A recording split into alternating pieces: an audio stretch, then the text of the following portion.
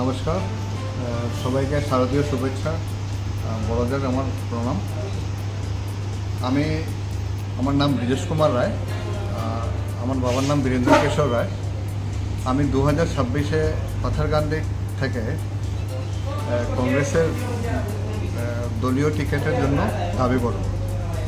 কারণ আমাদের পরিবার, আমার বাবাও পাথারকান্দিতে 1983 ইংরেজিতে বিধানসভায় আপনার কন্টেস্ট করেছিলেন। আমার পুরো পরিবারই আমরা কংগ্রেসের সঙ্গে, কংগ্রেসের ভালো দিনেও মন্দ দিনেও, এখনও কংগ্রেসের তো মন্দ দিনই, তারপরেও আমরা কিন্তু কংগ্রেসের সঙ্গেই আছি। আর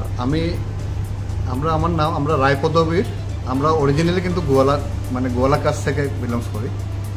আর পাথারকান্দির টিকিটটা, পাথারকান্দির যে বিধানসভার যে আসনটা, এটা চা বাগান থেকেই 1952 ইংরেজির পর থেকে এটা চা বাগানেরই রিজার্ভ ছিল। তাই আশা করি এটা বাগানেই থাকবে। আর একজন চা বাগানের মানুষ হিসাবে আমি দাবি করব